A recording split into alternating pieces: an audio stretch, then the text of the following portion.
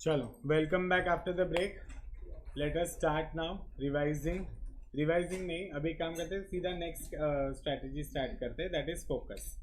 अब तक तुम लोगों को क्या पता चला? कॉस्ट लीडरशिप मतलब सस्ते में प्रोडक्ट्स को अवेलेबल करवाना, प्राइस सेंसिटिव कस्टमर्स होते हैं। एंड प्रोडक्ट डिफरेंशिएशन मतलब क्या? Unique products for price insensitive customers. Focus strategy basically एक नीश मार्केट के लिए होती है। किसके लिए होती है? नीश मार्केट के लिए फोकस स्ट्रैटेजीज होती है। अब यहाँ पर हम क्या करते हैं कि एक पूरी इंडस्ट्री में से एक सेगमेंट को पिक करते हैं, ठीक है? मतलब पूरे मार्केट में से जो ओवरऑल मार्केट है उसमें से एक सेगमेंट को पिक करते हैं, उनकी ज़रूरतों के हिसाब से हम क्या करते हैं? Required products and services provide करते हैं। Is this clear? So a successful focus strategy depends on the industry segment, ठीक है? That is of sufficient size and has good growth potential. Good growth potential मतलब क्या? जैसे suppose विब्स वाला क्या करता है, सपोज वो गुजरात में जाके भी अपना ब्रेड बेचना स्टार्ट कर देता है, क्योंकि गुजरात में अमूल ब्रेड जो है वो इतना अच्छा क्वालिटी का नहीं है, ठीक है? Let's take for example, Amul is good in other dairy products but not in bakery. Amul के बिस्किट भी एकदम भंगार आते हैं, okay? So it is like suppose अगर विब्स उधर जाता है तो कहना ही से कि वो एक नीश मार्केट को वापस से केटर करेगा, क्योंकि उधर ग्रोथ का पोटेंशियल ज्यादा है। अभी मुंबई में और कितना ग्रो करेगा, बराबर? तो वहां पर उसको ग्रोथ का पोटेंशियल ज्यादा है and it is not crucial to the success of its competitors, ठीक है? मतलब क्या? अब मुझे एक बात बताना, नीश स्ट्रैटेजी सक्सेसफुल कब होती है? जहां पर और ज्यादा लोग नहीं आ रहे, कॉम्पिटिटर्स नहीं आ रहे। अगर सपोज विप्स के पीछे पीछे मॉडर्न भी उधर पहुंच गया या कोई और कंपनी उधर चली गई, ठीक है, बेकरी के लिए, ब्रेड वगैरह के लिए, तो कहना है से फिर एक जो नीश मार्केट है उसमें भी डिवीजन हो जाएगा, बराबर के नहीं? तो उसमें क्या उसका ग्रोथ होएगा? क्या नहीं होगा। So strategy such as market penetration, बराबर, या मार्केट डेवलपमेंट, ये ज्यादातर फोकसिंग एडवांटेजेस में हेल्प करती है, बराबर? अपन ने दोनों का मतलब समझा। मार्केट पेनिट्रेशन मतलब क्या? कि जैसे मैं अगर मुंबई के सारे क्लासेस में एसएम पढ़ा रहा हूँ, तो what am I doing? Existing market and existing product. And market development means going to a new market, जो विप्स का मैंने एग्जांपल दिया तुमको वो। अब ये जो फोकस स्ट्रैटेजीज है ना, ये इफेक्टिव कब होती है? जब कस्टमर के प्रेफरेंस डिस्टिंक्टिव होते हैं। डिस्टिंक्टिव मतलब एकदम अलग और यूनिक टाइप के होते हैं, ठीक है? और requirements and there is no competition, there is no competition. तुमको पता है जैसे सबसे पहले वे प्रोटीन के लिए ना एक कंपनी आया था, I forgot the name, what was, MuscleBlaze या ऐसा करके कुछ एक, हाँ नहीं, MuscleBlaze is the company. वो सबसे पहले वे प्रोटीन लेकर आया, ठीक है? मतलब इंडिया में नॉर्मली, फॉरेन में तो वे प्रोटीन चलता ही था, इंडिया में मसल ब्लेज लेकर आया। और उसने क्या किया पता है? उसने ऐसे कस्टमर्स को टारगेट किया, ऑब्वियसली जो जिम जाते हैं वो लोग ही वे प्रोटीन लेते हैं, क्योंकि हम ऐसा सोचते कि नहीं हम लोग और मोटे हो जाएंगे, okay? So it is like कि जिन लोग की डिस्टिंक्टिव प्रेफरेंसेस थे। डिस्टिंक्टिव प्रेफरेंसेस मतलब क्या? कि they wanted instead of such nutritious food they are preferring whey protein, कि भाई वो प्रोटीन शेक पी लो तो बात खत्म, वरना उतना प्रोटीन फूड खाने का टाइम नहीं होता है उन लोग के पास, इसलिए दे प्रीफर दिस थिंग।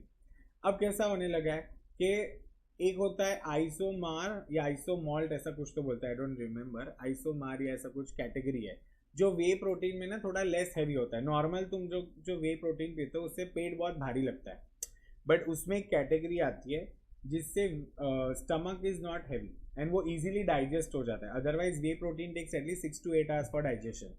तो वो क्या लाया? वो एक तरह से रेडीमेड आ गया फॉर्म। फिर आजकल तो कैसे हो गया, टैबलेट्स फॉर्म में भी आ गया। मतलब पूरा का पूरा तुमको वे प्रोटीन नहीं पीना है तो वो जिम वाले जो लोग रहते हैं वो लोग टैबलेट्स खा लेते हैं अलग अलग वाइटामिन के, और वो उनका हो जाता है। सो इट इज़ एक डिस्टिंक्टिव प्रेफरेंसेस है लोगों के। एंड अगर उसमें कोई भी कंपटीशन नहीं है तो तुम उस मार्केट में तुम फोकस स्ट्रैटेजी कर सकते हो। Are you getting my point? पहले कैसा होता था? वे प्रोटीन सिर्फ जिम्स में मिलता था, आजकल उन लोग ने अपने खुद के स्टोर्स भी खोल दिए, क्योंकि आजकल कैसा हो गया, अगर कोई नॉर्मल डाइट भी कर रहा है तो उसमें भी वो वे प्रोटीन लेने लगा है। Getting my point? सो देखो रिस्क क्या है फोकस स्ट्रैटेजी परस्यू करने का। रिस्क क्या है? पहली बात, अगर कोई सब्सटीट्यूट प्रोडक्ट आ गया, बराबर, या ऑलरेडी कोई सब्सटीट्यूट प्रोडक्ट है तो तेरा ये स्ट्रैटेजी का पोपट हो जाएगा।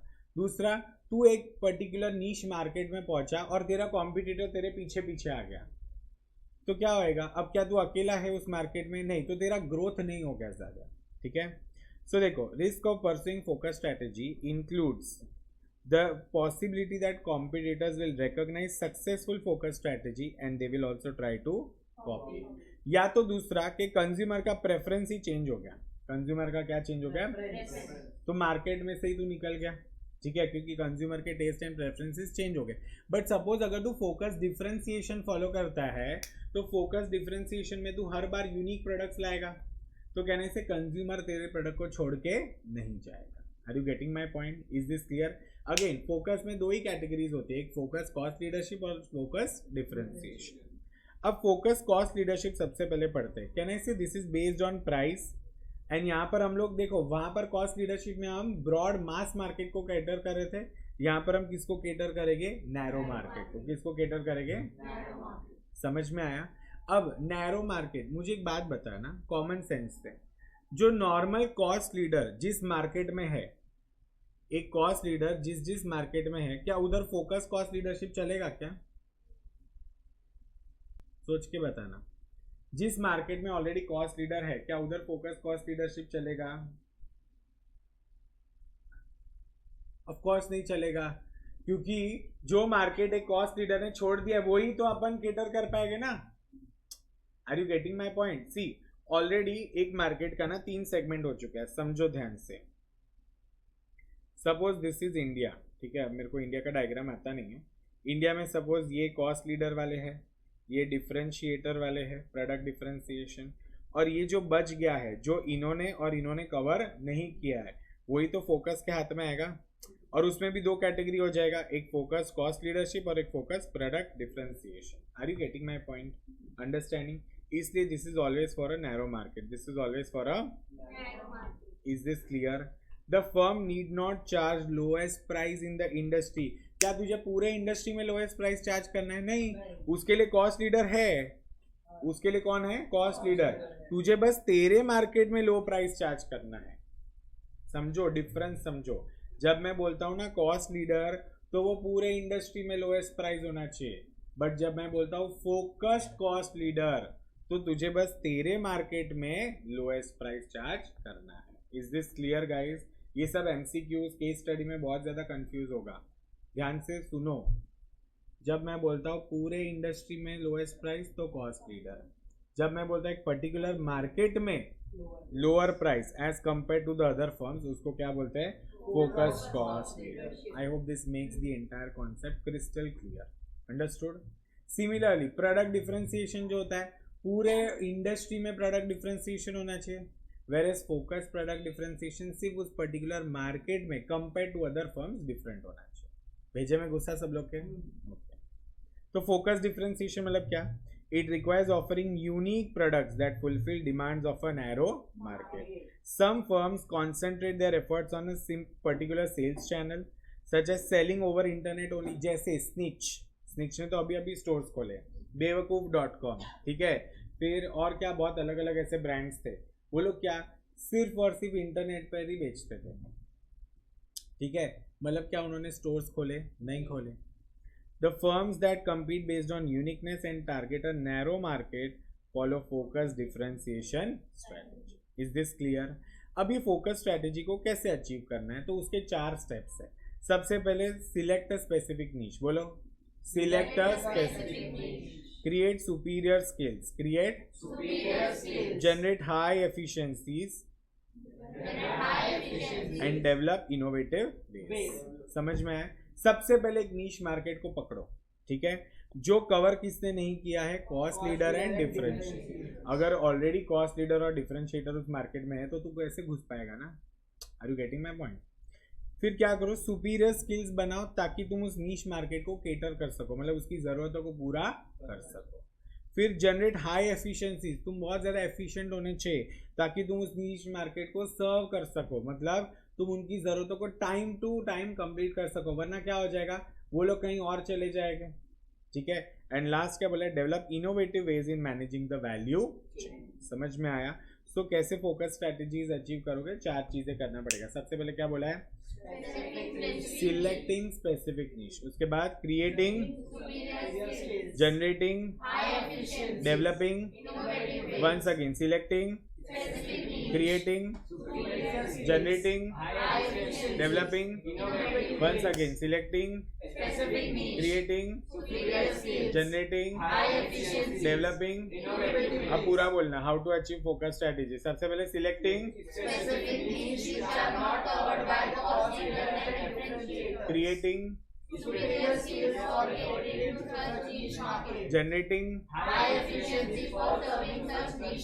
developing, understood. अब इसके भी एडवांटेजेस डिसएडवांटेज. हाँ, जैसे कॉस्ट लीडरशिप जो मार्केट में है, सॉरी डिफरेंशिएटर जो मार्केट में, वहाँ पे तो हम लोग फोकस्ड कॉस्ट लीडर चला सकते हैं. मुझे नहीं समझा तेरा डाउट. एग्जांपल जो आपने बनाया कहाँ पे पीछे बनाए थे ना इंडिया का. अभी जैसे वहाँ पे प्रोडक्ट डिफरेंशिएशन है, वहाँ पे कोई कॉस्ट लीडर नहीं, तो हम लोग वो स्पेसिफिक नीश पकड़ के फोकस कॉस्ट लीडरशिप यूज कर सकते हैं. नहीं, तो सिर्फ फोकस जो एरिया इन लोग ने छोड़ दिया है उधर ही तो फोकस कर सकता है. प्रोडक्ट डिफरेंशिएशन के मार्केट में भी नहीं हो ही नहीं सकता. उन लोग का एक स्पेसिफिक मार्केट है ना, तो वहाँ पे मतलब वैसे भी तो लोग होंगे. ऐसा नहीं होता है. नहीं, जो प्रोडक्ट डिफरेंशिएशन का मार्केट होता है उधर तो ऐसे नहीं बोल सकता मैं यहाँ पर फोकस कॉस्ट लीडर यूज करूंगा. नहीं, वो जुगाड़ नहीं होता है. ठीक है, समझो. अगर कोई मार्केट है जो कॉस्ट लीडर वाले, तो उन लोग ने सारे प्राइस सेंसिटिव बायर को कवर कर लिया. ये सारे प्राइस इनसेंसिटिव, तो लोग प्राइस इनसेंसिटिव है, वो लोग फोकस कॉस्ट लीडरशिप में क्यों जाएंगे? उनको पैसों की पड़ी ही नहीं है, उनको यूनिक प्रोडक्ट्स चाहिए. हाँ, अगर यहाँ पर उन लोग ने कोई सेगमेंट छोड़ दिया है तो उधर तो फोकस डिफरेंशिएशन कर सकता है. वो अगर छोड़ा है तो छोड़ा है तो फिर उनका मार्केट ही नहीं है ना. क्लियरली अपन ने क्या देखा, जो मार्केट ये लोग ने which are not covered by cost leader and differentiator, उसी को तुम नीश मार्केट बना सकते. समझ में आया क्या भैया? चलो अभी देखो एडवांटेजेस. देखो सबसे बड़ा एडवांटेज क्या है, प्रीमियम प्राइस चार्ज कर सकते हैं अपन. क्यों? क्योंकि अपन एक स्पेसिफिक मार्केट में यूनिक प्रोडक्ट दे रहे हैं. अंडरस्टैंडिंग. दूसरा, because of tremendous expertise and rivals new entrant may find it difficult to compete. मतलब कोई भी नया बंदा आएगा नहीं. ठीक है. फिर इसके दो ही एडवांटेजेस है. डिसएडवांटेज देखो, जो फर्म्स जिनके पास डिस्टिंक्टिव कॉम्पिटेंसीज नहीं, डिस्टिंक्टिव कॉम्पिटेंसीज मतलब क्या, कॉम्पिटेंसीज कैपेबिलिटी, कॉम्पिटेंसीज अगर वो लोग उस पर्टिकुलर मार्केट की जरूरतों को पूरा नहीं कर पाए फिर निकल जाएंगे वो लोग फोकस स्ट्रैटेजी फिर अचीव ही नहीं कर पाएंगे. And due to limited demand of a product और सर्विस, कॉस्ट आर हाई. क्योंकि एक छोटा मार्केट है तो वहां पर उनका खर्चा ज्यादा हो जाता है as compare to the revenue. And in long run niche कभी कभी डिसअपियर हो जाता है, या तो कोई कॉम्पिटिटर उसको ले लेता है. समझ में आया? यस और no? Understood. So this was your entire focus strategy. अब ये जो 4 स्ट्रैटेजी अपन ने अब तक देखी, कौन सी स्ट्रैटेजी देखी? सबसे पहले कॉस्ट लीडर, दूसरा प्रोडक्ट डिफरेंशिएशन, तीसरा फोकस कॉस्ट लीडर एंड चौथा है फोकस प्रोडक्ट डिफरेंशिएशन. ये चारों का एक बेस्ट कॉम्बिनेशन निकालते हैं, उसको बोलते हैं बेस्ट कॉस्ट प्रोवाइडर स्ट्रैटेजी. क्या बोलते हैं? Best cost provider. सो देखो, ओवरऑल कॉस्ट लीडरशिप, फिर फोकस्ड कॉस्ट लीडरशिप, फिर differentiation strategy and focus differentiation strategy. तो अपन ये चारों का कॉम्बिनेशन यूज करके we are going to make a best cost provider strategy. ठीक है. अब देखो, ये लोग किसको, ब्रॉड सेक्शन को कवर करते हैं, cost leader and differentiator, and ये लोग किसको कवर करते हैं, नैरो मार्केट को. Is this clear? तो ये जो है ना बेस्ट कॉस्ट प्रोवाइडर स्ट्रैटेजी, ये क्या है, ये चारों स्ट्रैटेजी का एक फर्दर डेवलपमेंट है. क्या है? मतलब देखो, this strategy is a further development of the above 3 generic strategy. 3 generic strategy क्या थी? Cost leader, product differentiation and focus. It is directed towards giving customer more value for money. What is value for money? What do you understand by value for money? FM में पढ़ा रहेगा तुम लोगों ने. What is VFM? Value for money का एक simple meaning होता है कि आज अगर सपोज मैं इस टपरवेयर बॉटल का 200 रुपया देता हूँ, बट इसके लिए जो मेरी वैल्यू है वो शायद 2000 हो सकती है. मतलब अगर वैल्यू को अपन कभी भी मॉनेटरी टर्म्स में डिटरमाइन नहीं कर सकते, but just for the sake of example, अब ये बॉटल मैंने 2 साल पहले ली थी, आज भी मैं यही यूज कर रहा हूँ.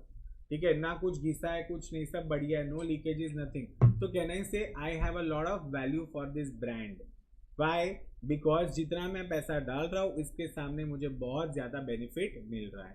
तो अगर हम वैल्यू फॉर मनी देते हैं तो कस्टमर, जैसे क्यों हम लोग H&M से कपड़े खरीदते हैं, value for money, value for money. Is this clear?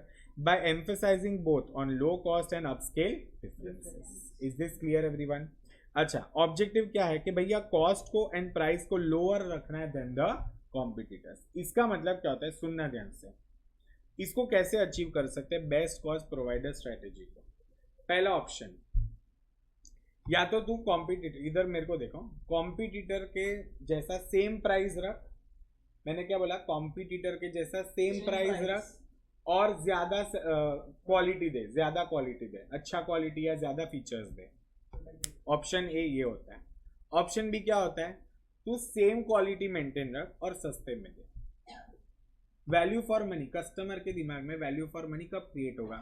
या तो तू कॉम्पिटिटर के, सुन, दो ऑप्शन है, या तो कॉम्पिटिटर के जैसा सेम प्राइस रख और ज्यादा फीचर्स दे, या तो तू सेम फीचर्स कम प्राइस में दे. तो या तो तू एडिशनल कुछ बेनिफिट्स दे रहा है या तो तू एडिशनल डिस्काउंट दे रहा है, मतलब प्राइस में बेनिफिट दे रहा है. तो ये दो ऑप्शन है जो अपन बेस्ट कॉस्ट प्रोवाइडर स्ट्रेटेजी में कर सकते हैं. देखो यही चीज बोलिए, offering products at lower prices than competitors with comparable quality and features. And दूसरा क्या बोला है? Charging similar price as competitors with higher quality and better. समझ लो का? अंडरस्टूड? सिंपल, क्लियर हो गया? इसके साथ तुम्हारा ये कॉन्सेप्ट भी होता है खत्म. चलो फटाफट लिखना स्टार्ट करो. Focus strategy,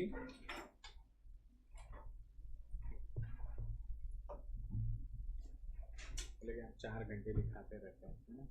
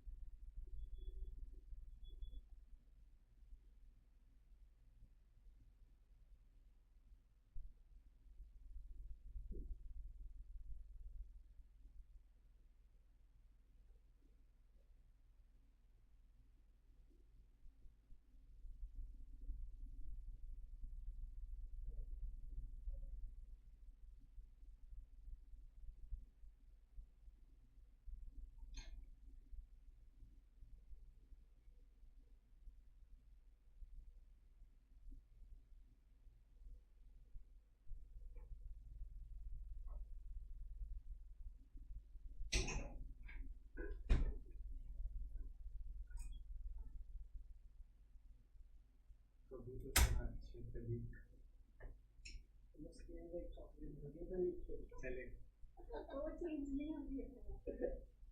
that's not changing.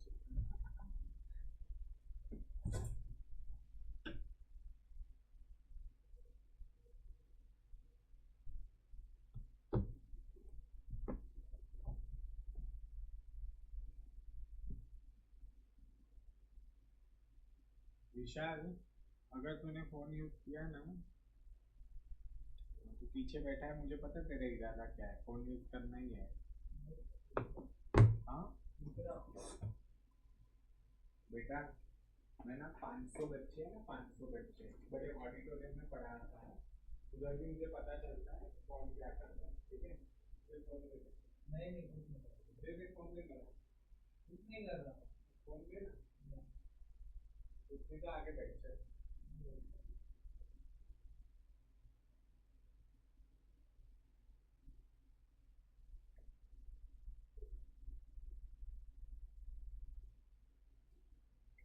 इधर आके एकदम कौन है?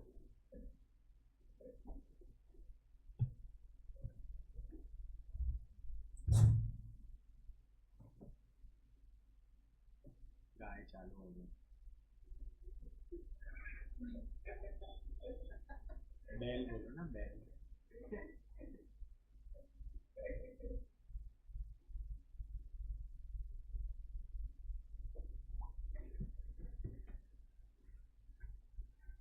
इसे तो आजकल बिस्किट नहीं खाता है।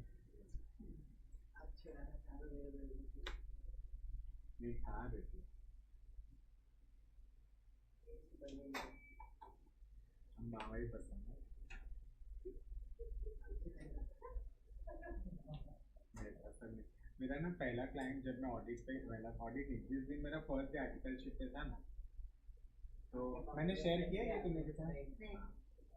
तो मेरा जो फर्स्ट, तुम लिखते जाओ, तुम लोग हर चीज में ना बोलते हो। सच में बोलते हैं, रिपीट सुनते हो। So it was my first day, and that was the first and last day I wore formals in my office. Huh? I used to literally go in shorts and sometimes जैसे track pants। मुझे बहुत कंटाला आता था इससे। मेरे पापा के friends की फर्म थी ना।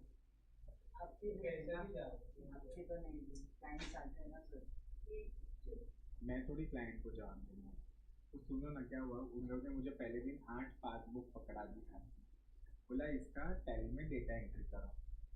अब मुझे तो ना टैली आता था ना कुछ आता था, क्योंकि जो ये ट्रेनिंग होती है ना आईटी और होती है, उसमें तो मैं सोता था आईटी ट्रेनिंग में तो सुबह से। और फिर मेरी फ्रेंड थी बाजू में बैठी थी, वो पूरा पढ़ के आती थी, तो उससे कॉपी करके एग्जाम में पास हो गया मैं। मुझे पता है आर्टिकलशिप में भी एक एक साल खत्म होने पे एग्जाम देनी पड़ती है। ये फर्स्ट ईयर खत्म होने पे, हाँ फर्स्ट ईयर खत्म होगा तो एक एग्जाम रहती है, सेकंड ईयर खत्म होगा तो एक और एग्जाम। अभी नहीं है, अभी है, सब है, ठीक है। वो जब तुम्हारा आर्टिकलशिप स्टार्ट होगा ना, विल कम टू।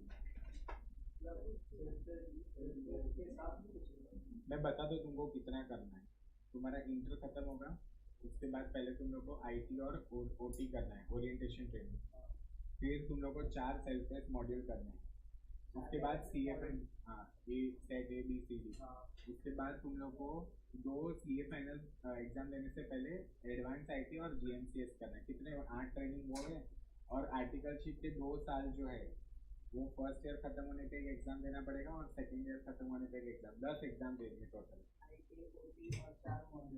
हाँ, फिर जीएमसीएस आईटी और बस इतना ही करना। बस नहीं सर, उसके बाद भी अटकना है, फाइनल बात क्या होगा। हाँ फिर फाइनल खत्म तो छूट कर है ना।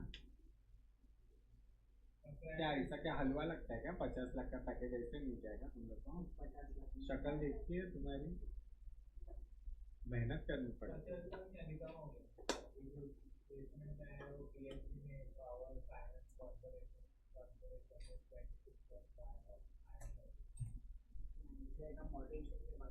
सब पंचायत करता है वो, मुंह को कुछ नहीं पड़ता और पूरे दिन मैच देखता रहता है।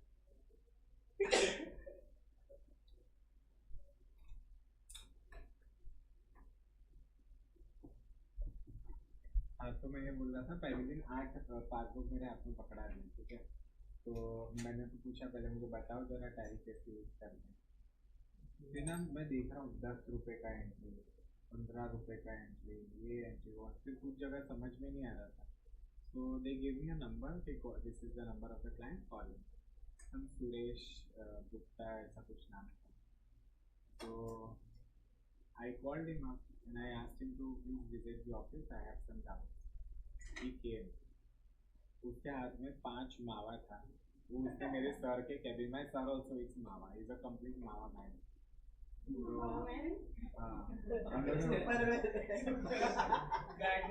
हम लोग ने ना उनका नाम ही रखा है मावा बॉय। मतलब वो जब ऑफिस में नहीं होता है, मुझे मावा नहीं आज। उसके बाद वो आया ना, फिर मुझे बोलता है, बोले वो खुद भी मावा खाते खाते पान खाते खाते आया था, मतलब क्या क्या डाउट है इससे, मतलब क्या तकलीफ है। मैंने फिर मुझे पता चला ये मतलब पान वाला यूज्ड टू पे tax almost more than 10 lakhs।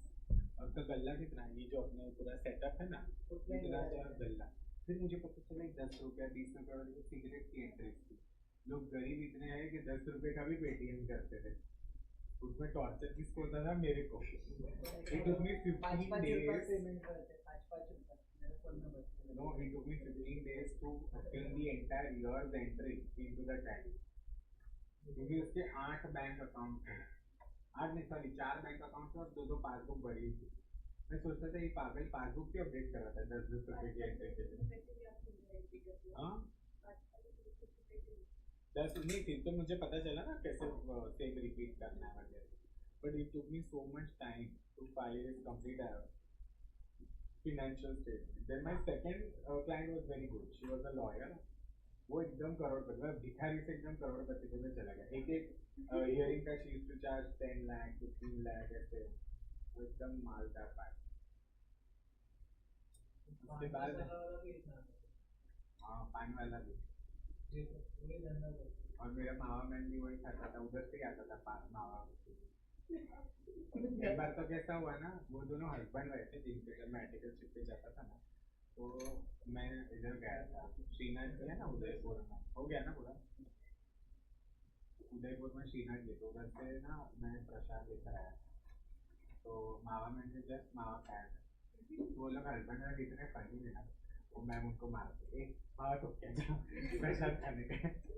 और वो क्या करते थे, मैं बिस्लरी में कहीं ऐसे पानी में पीता ना बॉइल वाटर, तो मेरी बिस्लरी में वो मावा तो वो थूकते थे। तो सारी की सारी बिस्लरी उधर का जो प्यून था ना ऑफिस वाला, बोलते थे आप बिस्लरी रहने दो, he used to wash the the tip of it and then he used to keep for sir, so that he used to spit in the bislary and then वो सारी bottles भर के then he used to throw, क्योंकि इतने बार वो उठते भी नहीं थे to spit in the basin। My God, such a मावा man। मैंने तो ना उनको पूरा भाषण दिया, मैंने बोला चलो आपका नाम टेस्ट करवाते, आपको कैंसर के जर्म्स तो नहीं है ना। फिर उन्होंने 6 महीना बंद कर दिया था, उनको ये हो गया था छाले, मेरे को निकालना नहीं, मैं फिर जाता ही नहीं था।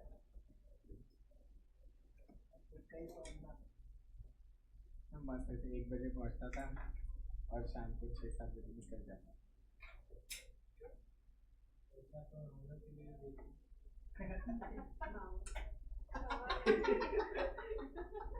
गिर मत जाना, उसने सर फोड़ा तो कमर फोड़ेगा।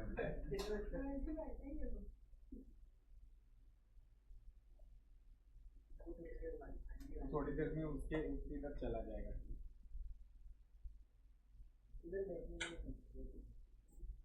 इतनी तकलीफ है ना जीवन में, आज रुक लेक्चर के बाद फिर तकलीफ दूर करता हूँ। आज तो बैठ के सारे कॉन्सेप्ट में तुझे पूछूंगा, फिर भी जाने दे। अपन 9 बजे गए थे, नहीं 9 बजे नहीं, मैं तो 4:15 बजे निकल जाऊँ। बैठे रंगा जी के, आज रंगा जी को छुट्टी देते, तुझे ड्यूटी पे लगा कुछ हुआ नहीं, दोनों जाते लेके हेतल जाके बाहर जाके ये लेके आ।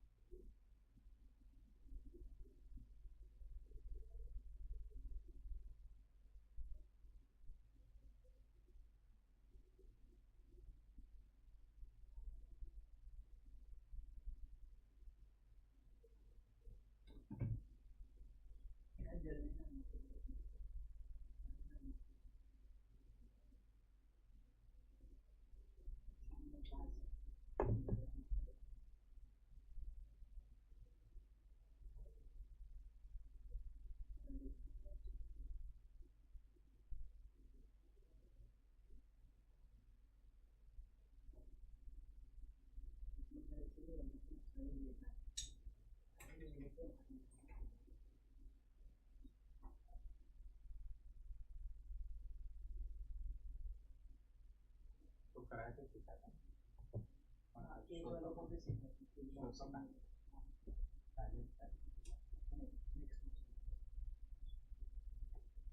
इसका ब्लैक बेल्ट हो गया।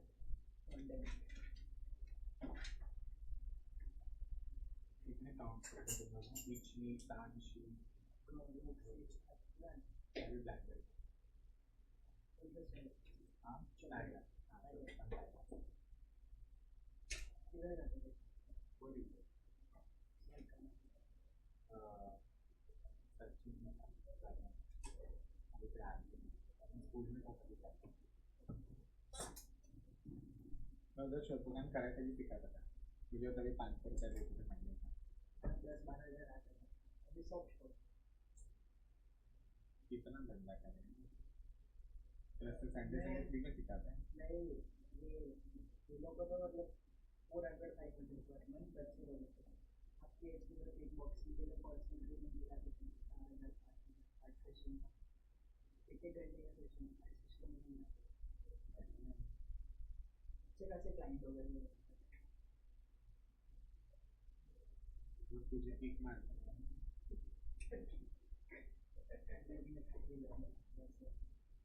लोगों मतलब पहले वो तो सीखना पैर उठने करना मावाशी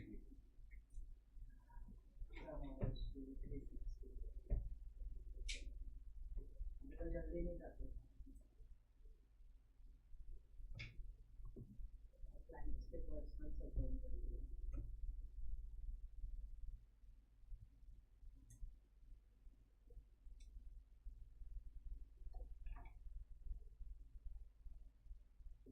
अगर तुम्हारा कभी रहना हो तो उसको बुला देना कंपटीशन खेलना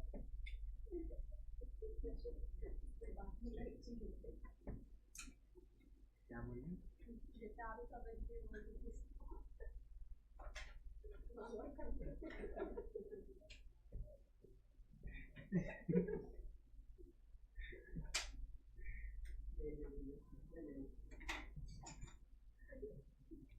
but he has got this kind of a face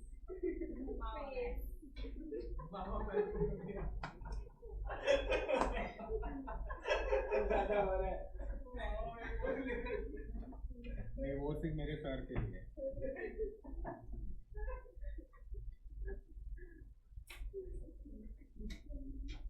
चलो हो गया स्क्रॉल करो फिंगर्स हो गया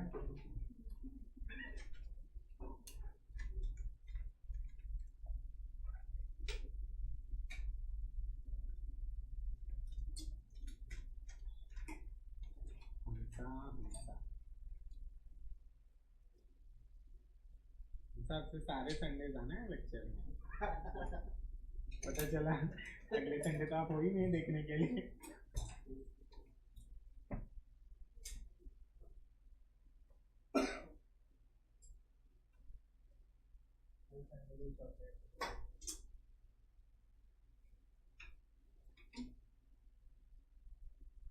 तुम्हारे क्लास में एक ही लेफ्टी है कितने लेफ्टी है तो एक ही है लेफ्टीज आर वेरी इंटेलिजेंट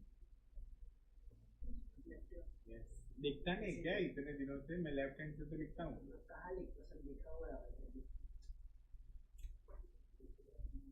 है ना पत्थर समझेगी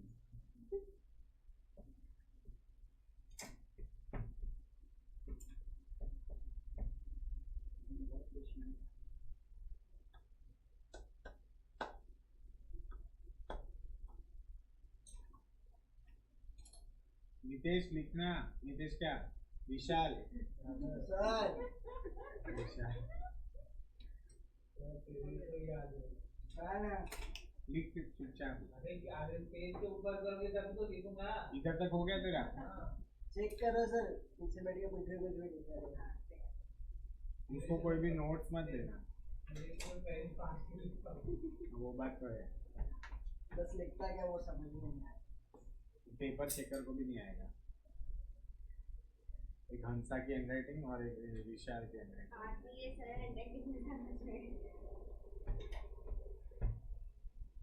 उसको आई स्ट्रेन होता होगा यही बात नहीं कर रहे पेपर चेकर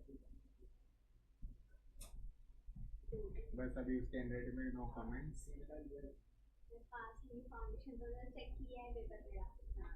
ये वाला ना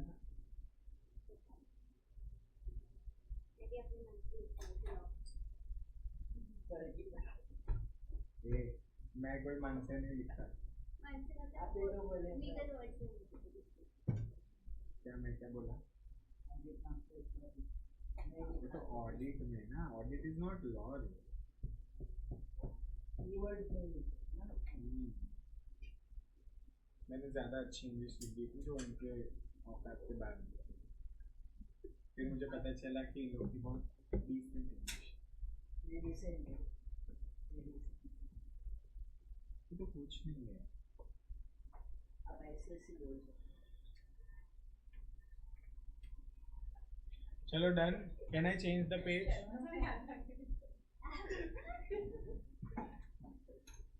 आईसीएसई बोर्ड वालों से नफरत है ना उनको, पता है मुझे।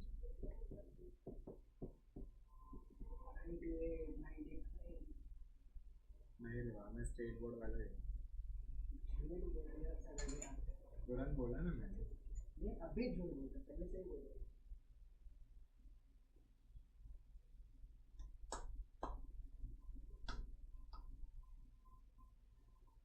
Sonal, which firm do you work in? Where is it? How many? What is the client base? Like more into medium size, eh? So what are you learning there? Learning everything. GST.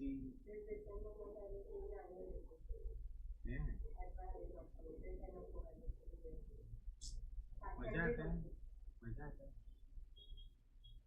पैसा मिलने तो सब मजा है 5,000 में क्या है What are they paying you? Stipend or not the stipend? No? But then articleship, so you'll have to do na later on. अच्छा, you are in the old scheme? अच्छा, okay. But then old scheme में also your any one of the group is cleared क्या? So how come you started with the articleship?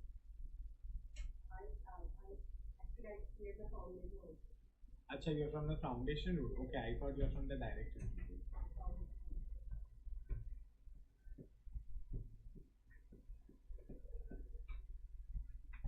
So now once you're done with inter, directly you can give finals, no? Sorted.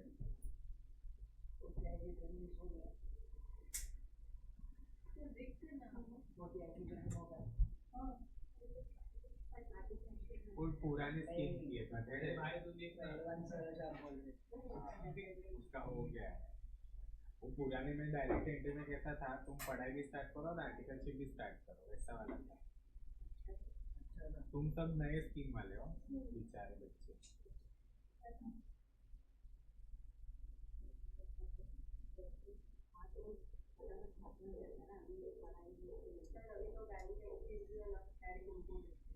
हाँ direct मैं ज़्यादा काम नहीं करता, but मेरे को थोड़ा आइडिया रहता है इसका। अभी वो पासबुक में फीडिंग नहीं करना पड़ता है। This I am talking about back in 2019.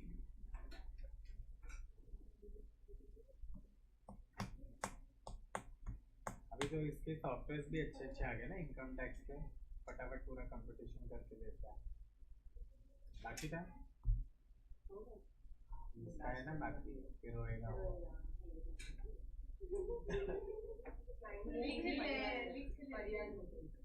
परियाज hotel, wow मस्त है ना। मुझे तो फूड कितना अच्छा है, I love the food over there. One I love is Faryaz, then I love Upper Deck, which is at the top of Lonavala, and the other is Della Resorts.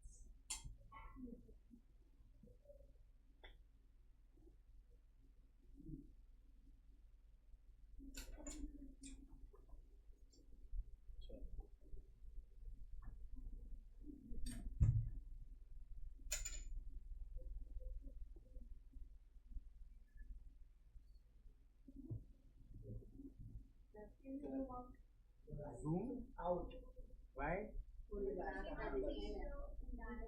अच्छा, okay, so let me just zoom in this much, no?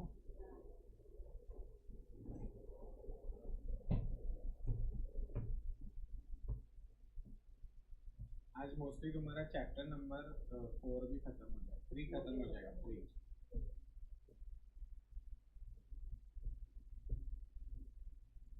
फिर एक ही chapter बाकी रहेगा जो Monday से start होगा शायद। We go slowly. I want you all to write at least 2 answers today in the class, क्योंकि जैसा हो रहा है पता है, मैं सिर्फ कॉन्सेप्ट फटाफट कराए जा रहा हूँ, तुम्हारा कोई राइटिंग प्रैक्टिस नहीं, ना रिवीजन का ठिकाना है, पता नहीं क्या करना।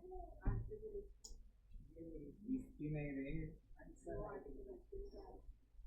ये कॉपी करना है।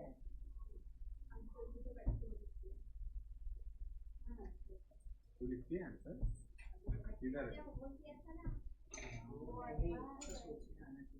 वही तुरंत क्वेश्चन देता हूँ और तुरंत तुम सोच सको वैसा वाला। चलो ये हो गया। अभी best cost provider strategy concept number तुम्हारा चेंज हो जाएगा, दिस वुड बी 37 ना, जस्ट चेक, क्योंकि अपन ने आगे एक कॉन्सेप्ट स्किप किया है। अच्छा 36 आपने लिखा है, उसको 36 करना है। तो अभी बाद में तुम 36 लिखोगे, आई डोंट माइंड, तुम अपना देखो सीक्वेंस, मेरा को नहीं जाता। चलो फटाफट लिखो।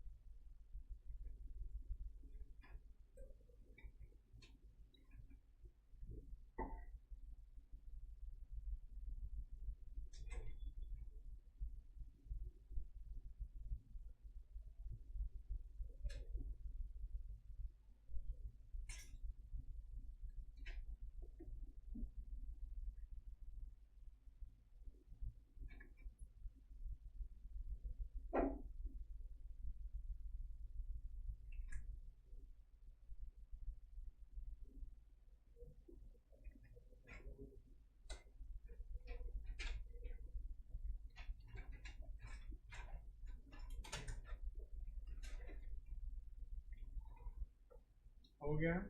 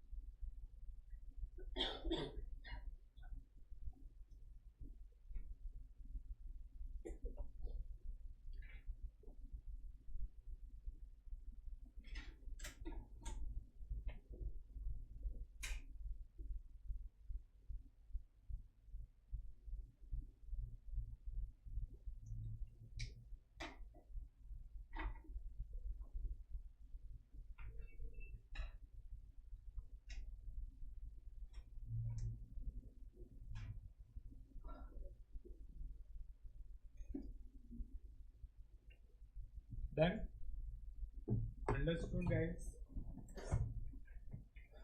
चलो अभी आफ्टर दिस कॉन्सेप्ट हम लोग जो एक कॉन्सेप्ट आगे छोड़ के आए थे ना उसको पढ़ते हैं अभी।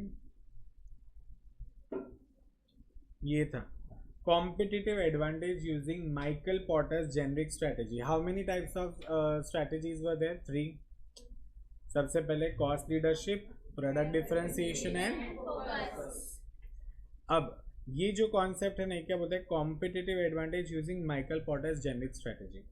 अच्छा, इसका क्वेश्चन एग्जाम में क्या आएगा? सस्टेनेबिलिटी ऑफ कॉम्पिटिटिव एडवांटेज, या तो फिर they will ask 4 major characteristics of resources and capabilities. ठीक है, अब ये हमको क्लियरली क्या बोल रहा है कि जो भी हमारे पास रिसोर्सेज हो या जो भी हमारे कैपेबिलिटीज हो, they should be durable. They should be what? तब जाके हमें क्या मिलेगा? कॉम्पिटिटिव एडवांटेज मिलेगा। साथ ही साथ ट्रांसफरेबिलिटी नहीं होनी चाहिए। ट्रांसफरेबिलिटी मतलब क्या?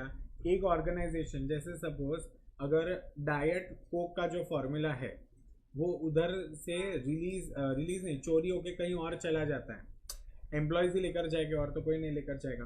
तो डेटा अगर ट्रांसफरेबल हो गया इजीली, मतलब सिक्योर्ड डेटा नहीं है, तो कहने से तुम्हारे जो स्ट्रैटेजीज है वो तुम्हारे कॉम्पिटिटर को इजीली पता चल जाएगा। इमिटेबिलिटी मतलब क्या? अगर तुम्हारा कॉम्पिटिटर तुमको इजीली कॉपी कर सकता है तो कहने से तुम्हारा कोई कॉम्पिटिटिव एडवांटेज नहीं रहेगा। एंड लास्ट इज अप्रोप्रिएबिलिटी, मतलब क्या? रिटर्न्स भी मिलना चाहिए ना, यस और नो। तो the strategy should be appropriate, मतलब उस पर रिटर्न्स भी जनरेट होने चाहिए। तो व्हाट आर द 4 कैरेक्टरिस्टिक्स? सबसे पहला क्या है? Durability, transferability, imitability and appropriate. सबसे पहले ड्यूरेबिलिटी को समझते हैं। The period over which competitive advantage is sustained, मतलब सी अपन ने क्या सीखा था? Create a competitive advantage and sustain a competitive advantage. But वो सस्टेन कब होगा? जब तेरा जो रिसोर्स है और तेरी जो कैपेबिलिटीज है वो ड्यूरेबल है। वो क्या है? ड्यूरेबल मतलब लॉन्ग लास्टिंग। ड्यूरेबल मतलब क्या? Long lasting. Industries where product innovation is fast, बराबर, जैसे फैशन इंडस्ट्री, उधर तो क्या इनोवेशन बहुत फास्ट होता है, तो वहां पर प्रोडक्ट बहुत जल्दी ऑब्सोलीट हो जाते हैं। ऑब्सोलीट मतलब पुराने हो जाते हैं। Is this clear? इससे देखो ना, हर 2-3 महीने के बाद कुछ ना कुछ नया फैशन आता है।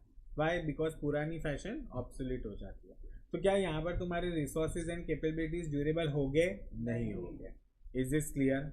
नेक्स्ट क्या बोले? ट्रांसफरेबिलिटी। अच्छा, सपोज अगर रिसोर्सेज ड्यूरेबल हो भी गए but because of competition it can be eroded. Eroded मतलब क्या? कोई और उसको लेकर चला जाएगा। Ability of rivals to attack position of competitive advantage relies on they are gaining access to the necessary resources and capability. अगर तुम उनको, तेरे कॉम्पिटिटर को तेरे रिसोर्सेज का एक्सेस मिल गया, अब वो एक्सेस कैसे भी मिल सकता है, internal external any kind of access, तो उसको पता चल जाएगा ना कि तू क्या कर रहा है, बराबर, सुमड़ी में करना चाहिए ना, बराबर, तब जाके वो इजीली ट्रांसफर नहीं होगा।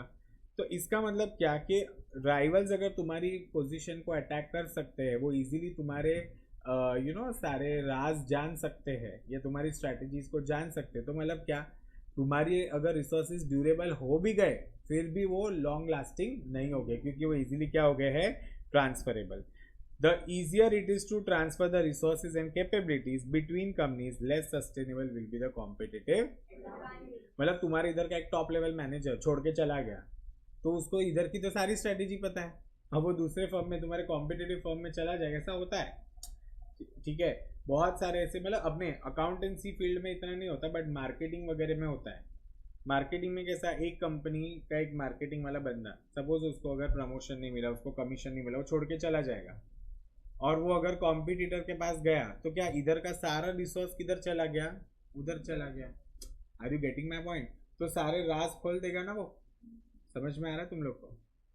नेक्स्ट क्या बोला है, इमिटेबिलिटी। अगर तूने जो रिसोर्स लिया, तूने जो फॉर्मूला यूज किया, वो सेम टू सेम दूसरा कोई कॉपी कर लेगा, तो भाई तेरा रिसोर्स या तेरी कैपेबिलिटीज की कोई भी इज्जत नहीं है। So if resources and capabilities can not be purchased a would be imitator then they must build from scratch. जैसे देखो, जो बेस्ट एग्जांपल देता हूँ, डाइट कोक का अगर पूरा फॉर्मूला उन लोगों ने कॉपी कर लिया होता, पहली बात तो they can not copy because उसके ऊपर पेटेंट होता है। क्या होता है? Patent.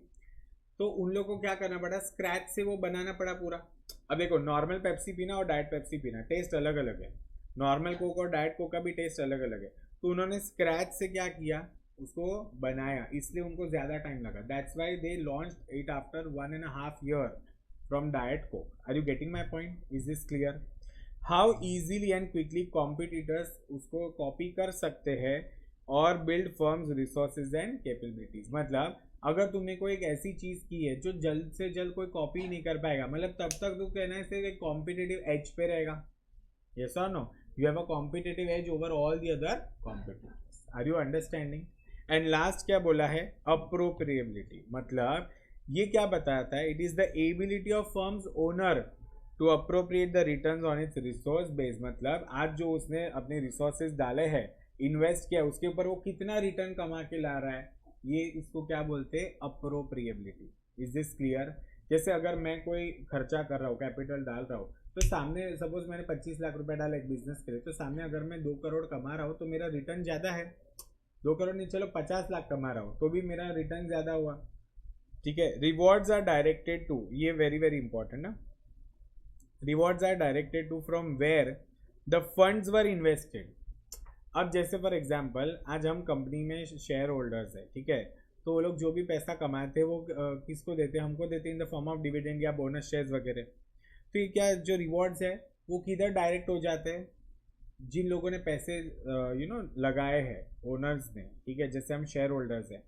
rather than creating an advantage with no actual reward to people to invested capital। मतलब क्या होता है कि जो एक्चुअली मेहनत करता है, ठीक है, द ऑर्गेनाइजेशन के मैनेजर्स वगैरह, उनको ज्यादा रिवॉर्ड नहीं मिल रहा है एज कम्पेयर टू क्या हो रहा है, जिन्होंने सिर्फ पैसे लगाए उनको ज्यादातर वो लोग फायदा दे रहे हैं। Are you getting my point? Is this clear? एक तरह से लॉजिकल भी है ना, क्योंकि अगर वो लोग हमको डिविडेंड नहीं देंगे, बोनस नहीं देंगे, बोलते हैं ना अप्रिसिएशन ऑफ शेयर्स नहीं करेंगे, मतलब वैल्यू नहीं बढ़ेगा, तो हम पैसा निकाल लेंगे। Are you getting my point? Is this clear? So these were the 4 things that you need to remember as far as the sustainability of competitive advantage, या तो what are the 4 major characteristics of resources and capabilities। समझ में आया? ये Michael Potter की तीनों generic strategies से related है। क्या 4 पॉइंट है? सबसे पहले, जो भी तुम्हारे रिसोर्सेज है वो ड्यूरेबल होने चाहिए, वो इजीली ट्रांसफरेबल नहीं होने चाहिए, वो इजीली इमिटेबल भी नहीं होने चाहिए, एंड दे शुड बी अप्रोप्रिएबल। मतलब क्या, उससे हमें रिटर्न्स मिलना चाहिए। समझ में आया? पक्का? अच्छे से चलो इसको लिखो, ये कॉन्सेप्ट को।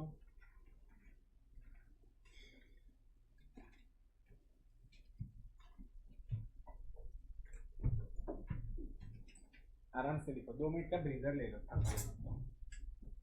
रिलैक्स। सर रिलैक्स ने हमको जल्दी छोड़ दो है ना?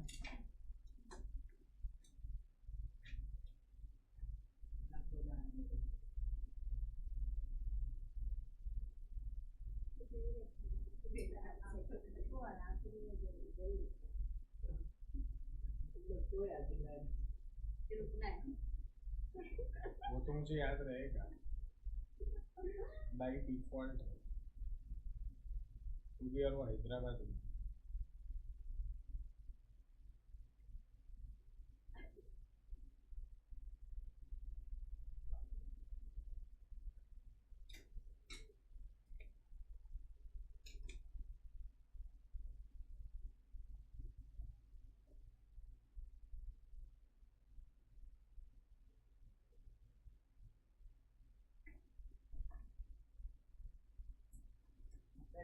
ये विशाल ना तो भी रुकने का नहीं, रुकने का है। बोल मत बस रुक जा।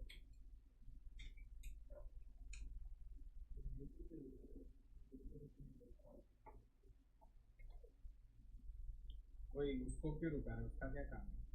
उसको भी पढ़ने की है ना, कल पूछोगे ना तो उधर बैठ के कल पढ़ लेगा, पूछूंगा ना। घर पे जाके नहीं पढ़ेगा। वो पढ़ लेगा सर, उसको और भी काम चलता है। ना कॉन्फिडेंस आता है, वो पढ़ लेगा। तो नया फोन लेता है। अरे भाई ये पुराना फोन है, कवर बदला, जो नया फोन 16 होता नाम है। है उसका। हाँ ये रहा, जो पुराना फोन होता है उसको बोलते हैं नया फोन है, जो नया फोन है उसकी इज्जत निकाल देते हैं। आप विंडोज कवर कर देते हो। कोई मत लीजिए।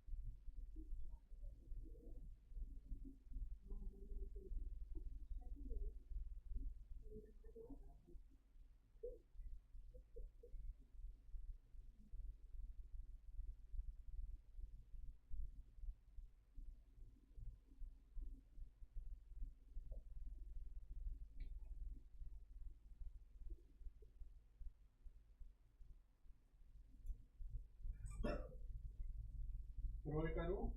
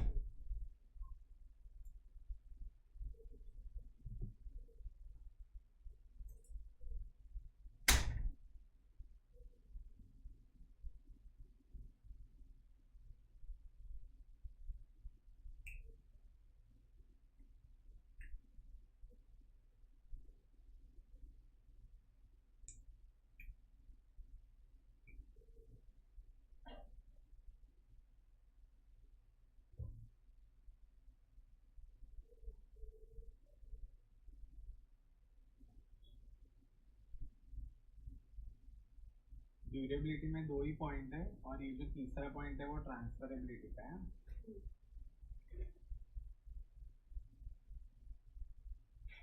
लोचा मारा ना अंतर में। हाँ चश्मा पहनना तू, तुझे दोनों नहीं दिखता। तो लोचा क्यों मारी?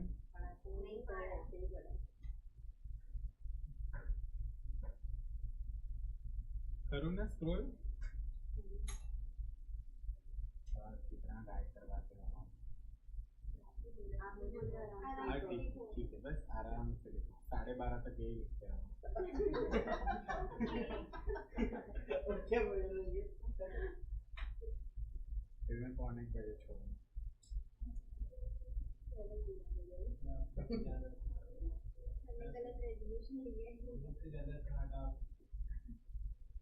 इसलिए मैं यहाँ और तुम आए।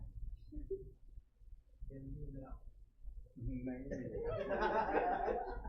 उधर मतलब उधर आगे। वो अगर यहाँ पर आया ना तो बच्चे से ये छोड़ देंगे। जल्दी क्या पढ़ाएगा तुम? ऐसे नहीं ऐसे पागल क्या बात? थियरी नहीं पढ़ा पाएगा वो।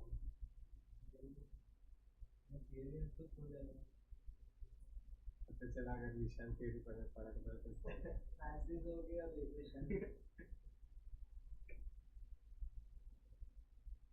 मुझे तो प्रैक्टिकल पढ़ाने को कंटाला आता है, इतना लिखना पड़ता है भाई। इससे तो कम ही लिखना पड़ता है। अरे बट मुझे नहीं लिखना पड़ता है ना इसमें। अरे प्रैक्टिकल ठीक है, बीच में सर डिस्कस से पूरा ब्रेक रहता है, इधर तो पूरा लिखते ही बैठे।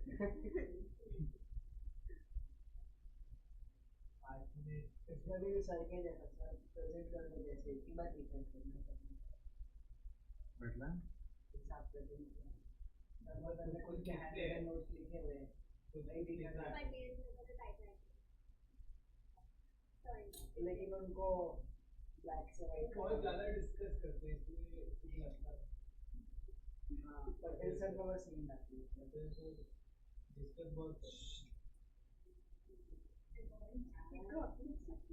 नहीं, ये इधर से नहीं जाता, इतना दूर से नहीं जाता। एक ही कॉन्सेप्ट सब तो अच्छा है ना, वही स्पीड में हल्के सा दूसरे का थोड़ा तीसरे का स्पीड में वाले वाले लोरी जैसा ऐसे बोले ना। वो अच्छा लगता है कि सर 5 बार 6 बार एक कॉन्सेप्ट पढ़ रहे हाथ हो जाता है। लेकिन वो एक ही तो सोचता हूँ प्रैक्टिकल करने को टाइप करके मैसेज एक्सपीरियंस है ना 35 एक्सेल में 35 years experience वो कॉपी करते थे बहुत पहले सारे कैसे करते थे जैसे प्रिपेयर होके आते हैं कुछ कॉपी वगैरह नहीं हाँ मतलब सर इधर डिवाइड कर देते पूरा जितना पार्ट बनेगा उतना क्वेश्चन नंबर 6 क्वेश्चन नंबर 6 ऐसा बार दो बार अरे क्या अभी मस्ती भी नहीं कर रहा हूँ फिर टिक करते थे अरे जो है सच्चाई वो बोल रहा हूँ टिक भी करते हैं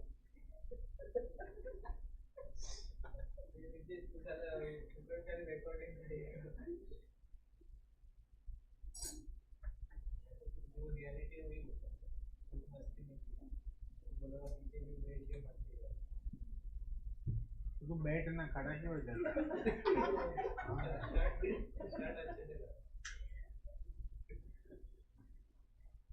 वो तेरा मस्त जगह है परफेक्ट उधर तू जोर से बोलेगा तो भी मेरे रिकॉर्डिंग में प्रॉब्लम नहीं आएगा ऐसा क्या परफेक्ट जगह बोल के नहीं सोच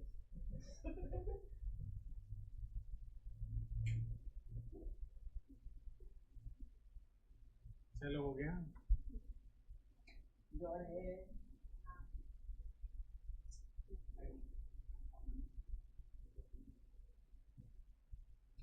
लेकिन सारे बारह तक खींचने वाले लगता है हौले हौले हौले हौले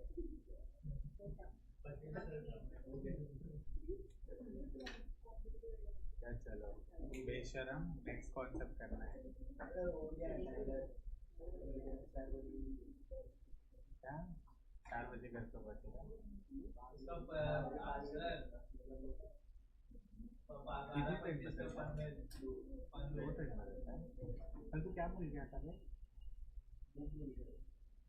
इस कैसे होगा किधर से स्टेशन वापस आए नीले वाले साहब होता है ओ बाबा कल आके ले ले आज आके ले ले तू यहाँ से ना सचिन के लिखने का सीधा बोलने का मैं भूल गया था इतना टेस्ट कर रहा हूँ consider कर लेते सर। बड़ा ला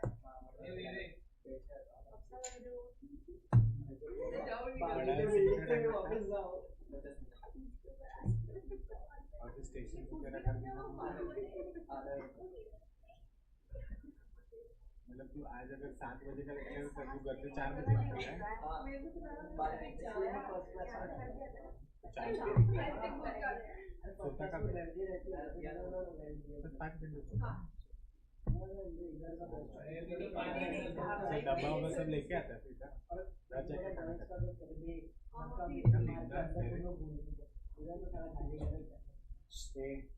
चुप रहे कुछ बोला ही नहीं लेकिन हमसे चलो ये हो गया कॉन्सेप्ट समझ में है अभी ना एक क्वेश्चन देता हूँ आज के लिए जो तुम लोग को आज लिखना है अभी इधर ही लिखना है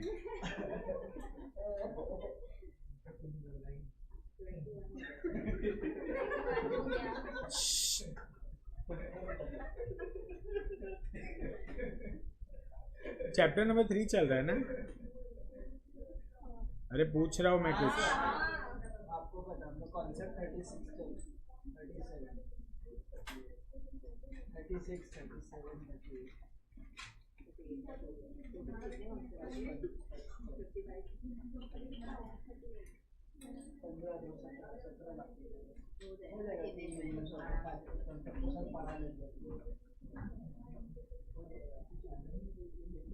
ठीक है चलो question number 1 and question number 2 करो मतलब चलो question number 2 question number 2 read करोगे Mr. Banerjee is the head of marketing department of a manufacturing company. His company is in direct competition with 13 companies at national level. He wishes to study the market position of rival companies by grouping them into like positions. Name the tool that may be used by Mr. Banerjee. Explain the procedure that may be used to implement the technique. Start writing. Do not discuss. ठीक है Try by yourself. फटाफट और आज जो कल मैंने तुम लोग को चैप्टर 2 के जो क्वेश्चंस बोले थे ना 1 2 3 4 5 एंड 7 था। हाँ 1 2 3 4 6 और एक और था ना 6 क्वेश्चंस थे टोटल। 5 ही क्वेश्चंस है। 1 2 3 4 और 6 1 2 3 4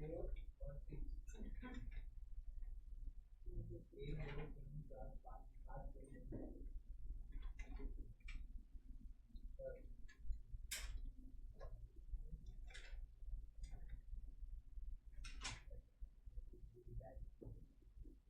यस 1 2 3 और 4 और 6 हाँ 1 2 3 4 6 बस 5 ही क्वेश्चन थे। बस हाँ तो वो करके आने तुम लोग को कल। यस अभी ये करो चलो फटाफट, टाइम पास मत करो, फटाफट ये क्वेश्चन करो, रफ पेपर पे लो और लिखो। पहले तो पता चला कौन सा कॉन्सेप्ट आएगा इधर, कौन सा? Strategic divers. Very good, strategic group mapping. हाँ भाई इसमें आने फिर इसमें टूल दिया है, टूल भी पूछा है ना, हाँ तो वही टूल है ना। ये टूल है ना।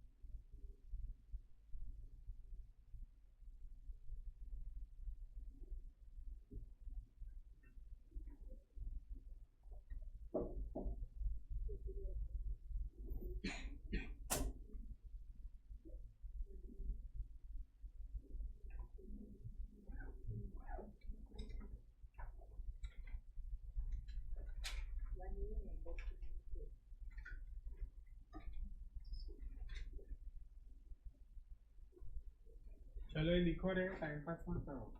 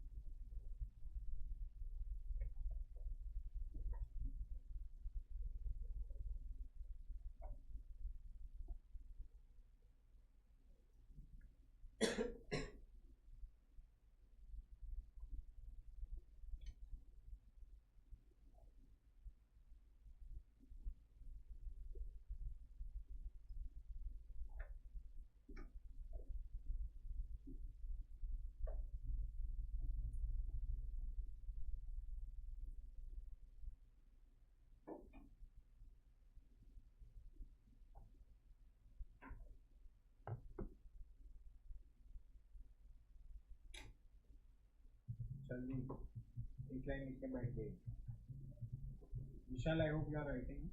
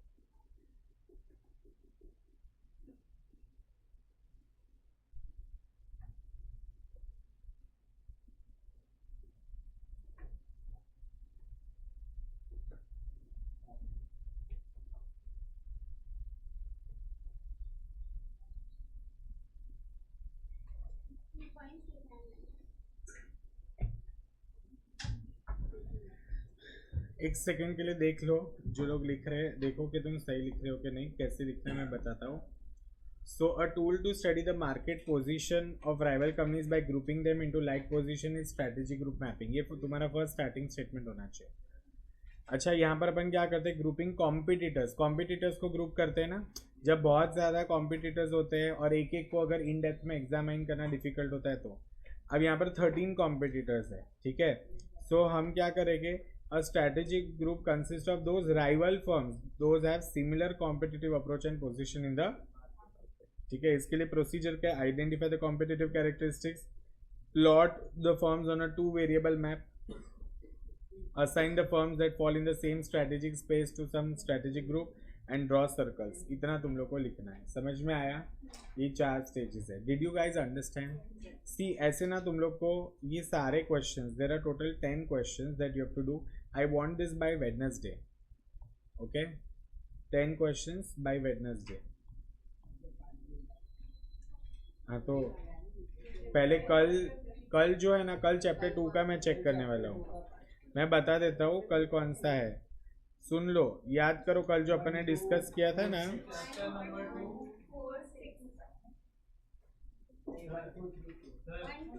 हाँ, ये देखो, चैप्टर नंबर 2 का क्वेश्चन 1 2 3 4 एंड उसके बाद है 6।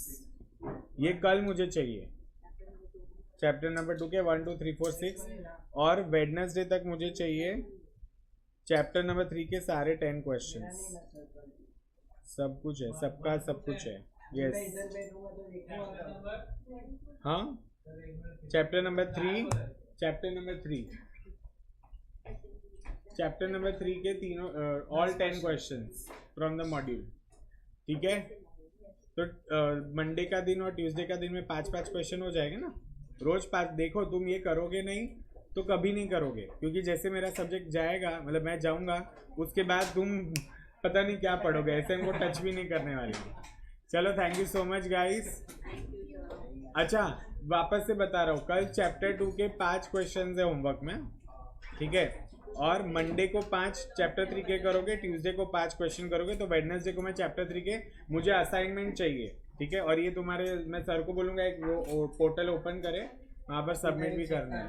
सबमिट करने के लिए फोन भर जाता है क्या? आप चेक कर लेना। ठीक है, सबमिट समझ में आया। अब देखो चैप्टर ये जो 3 है ना, इसके अंदर 2 कॉन्सेप्ट है, उसके बाद अपन सीधा चैप्टर 5 पे जाएंगे कल। Okay, thank you so much guys. हाँ हाँ, अभी चैप्टर 3 में 2 कॉन्सेप्ट बचा है, तो अपना चैप्टर 1, 2, 4 हो गया है, कल चैप्टर 3 कंप्लीट हो गया, चैप्टर 5 स्टार्ट हो जाएगा। ओके, चलो bye guys, thank you so much, take care.